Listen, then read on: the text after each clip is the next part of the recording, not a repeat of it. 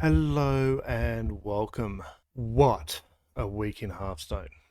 Looking back on the week, I think I've played my most amount of games of Hearthstone. But before we get into that, let's look at the news. Overall, it's been a quiet week as we settle into the expansion. But as I record this, Gallon's Twitter just announced some balance changes coming Tuesday. All the changes seem quite reasonable, and they are going to affect both Standard and Wild. Starting with Wild, Kalseth will be reverting back to its nerf, and Switcheroo will be banned. I haven't been playing Wild since the expansion came out, and the nerfs reverted, but I hear that Kalseth has been causing a lot of trouble.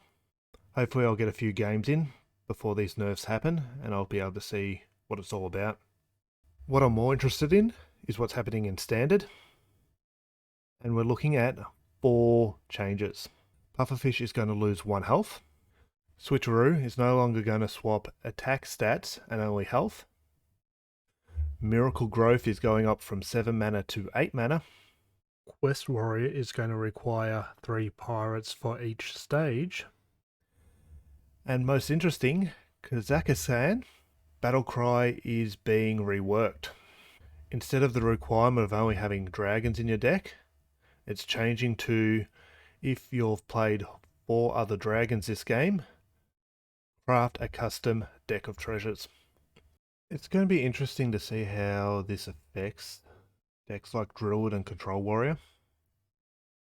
In some ways, it is a nerf, but in others, as long as you've got a few dragons in your deck and they're pretty cost effective, you can still trigger this quite early. And it's going to allow you to have other minions apart from dragons in your deck now. So that's kind of the news for the week. Let's look at what I've been doing in Hearthstone. And boy, what a week it has been. If we go across to my deck tracker, you can see here that I was able to get 182 games in. And that's not including the amount of games I played on my phone, which would be well above 50. Now, apart from showing you how many games I've played, a lot of these stats are kind of meaningless, given I wasn't playing to win. If we go back to last week's video, I said I was going to be focusing heavily on achievements for this week, and that's what I did. And the best way to show this is going to be in Hearthstone. And so here we are. Before we dive into the achievements, I just want to go over a couple of things. Before I started streaming, I didn't spend a lot of time outside of doing my dailies and playing the odd ladder game, so I'm missing quite a lot of achievement. Sure, I did play some Battlegrounds and some other game modes, but doing a full-time job, it was hard to justify the time. Since I've started exploring YouTube and Twitch, I've had a lot more time to explore the game. Secondly, there's a couple achievements I haven't done, and that's just because I don't own the cards. I've got the gold and dust to easily get these cards, but I'm not going to craft them until I'm ready to start the challenge, or there's a competitive deck I want to play with them. That's just something I do to manage my resources, and always have something in reserve to be able to craft new cards when needed. Okay, so let's dive in. Gameplay. Now, I don't know how other people are going, but I believe 71% is extremely good. I've only got 3 classes with class-specific achievements to go, and 6 neutral achievements. But we'll start at the top and work our way down, starting with Demon Hunter. Now, Demon Hunter was relatively easy to complete all their achievements, but there's going to be one thing I say for almost every class, and we might as well get it out of the way. Firstly, you're going to have cards in your deck that are definitely not optimized. Secondly, there's going to be times where you got to make a decision between playing effectively and maybe even winning the game, or getting a couple more ticks on any one achievement. Both these 2 factors are going to really affect your win rate if you want to knock them out efficiently. Sure, you could double the amount of games and probably still complete the achievement, but as I'm time poor, I've been making calls in favour of completing an achievement. But overall, these 3 were relatively easy. Playing Quest Demon Hunter gave me the ability to complete the top 2 quests because they synergize quite well. And playing one of the top tier Demon Hunter decks will eventually get you ambidextrous. Now, Druid is one of those cases where I talk about not having the cards. I'm mainly missing the legendary and figure I'll knock these 2 out once I craft it. Bottom feeder was interesting, and fortunately for me, I had an opponent in Wild that gave me enough time to complete it. When the time comes and I have the legendary, I'll knock these 2 out. Now we move on to Hunter. Completing the 12 Hydrodon heads was relatively easy, and I was able to knock that out while I was playing another class. The other 2 were a little bit more complicated, but I was able to combine both of them and play a deck in Wild that took advantage of the wild cards, and it wasn't that hard to complete. Moving on to Mage. Now, out of all of the classes I've done, Mage was probably the most easiest, and all I really had to do was play a lot of Mech Mage, and then play a Naga Mage as well. Both these decks do well on ladder, and I was able to climb a little bit, but as I swapped to other achievements, I lost most of those stars. Then we go to Paladin. Paladin was probably one of the hardest ones for me to complete, and that came down to the Light 'em Up achievement. The other 2 were relatively easy, but Light 'em Up took the most work. Eventually, I found a deck on Out of Cards that was focused on completing this achievement and took advantage of several wild cards to knock it out within a couple of games. Then we have Priest.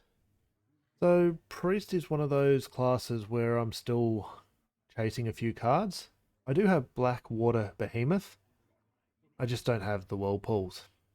I will be coming back to these achievements, but Catfish is one of those ones that is going to take many, many games, and it's at the bottom of my list at the moment. Whereas Whirlpool will be relatively easy.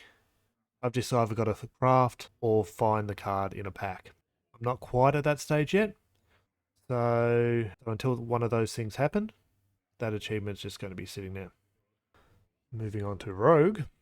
And as you can see, Rogue is the only class that I haven't at least achieved one achievement.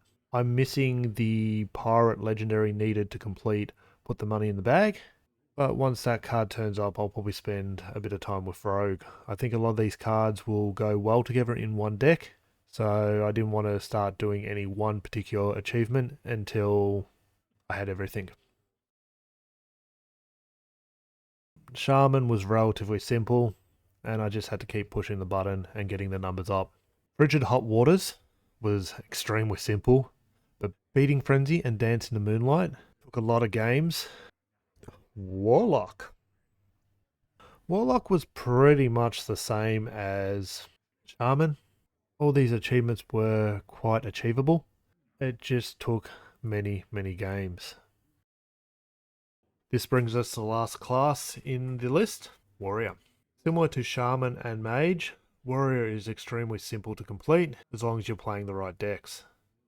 Sea of Thieves can be done with any reasonable Quest Warrior, whereas Lavaloo Town and In Hot Water require a little bit more deck creativity.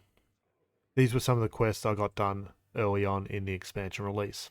Moving on to the neutral cards, I only have 6 left, and they're just going to require me to play games.